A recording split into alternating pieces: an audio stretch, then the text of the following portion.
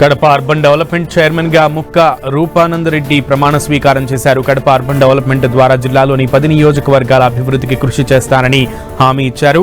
Real estate రంగంలో ఉన్నటువంటి అనుభవంతో మరింత అభివృద్ధి చేస్తానని తెలిపారు. ఎన్డీఏ కూటమి 3 పార్టీలతో కలిసి ముందుకు వెళ్తోందన్నారు Mukka Rupananda Reddy. Kadapa urban development chairman గా అవకాశం ఇచ్చినందుకు CM Chandrababu, deputy CM Pawan Kalyan కు ఆయన ధన్యవాదాలు తెలిపారు. ఇక ప్రతి నియోజకవర్గంలో 50 ఎకరాలు అర్బన్ డెవలప్మెంట్ కోసం కేటాయించాలని ప్రభుత్వాన్ని కోరతానని ముక్కా చెప్పారు. అందరినీ కాదని నాకు ఇన్ఛార్జ్ ఇవ్వడం జరిగింది. ఇన్ఛార్జ్ తర్వాత అర్బన్ డెవలప్మెంట్ కార్పొరేషన్ ఇవ్వడం జరిగింది.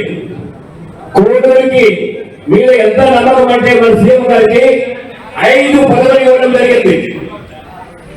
ఒక విప్పు ఇవ్వడం జరిగింది, 2 చైర్మన్ పదవులు ఇవ్వడం జరిగింది, 2 డైరెక్ట్ పదవులు ఇవ్వడం జరిగింది.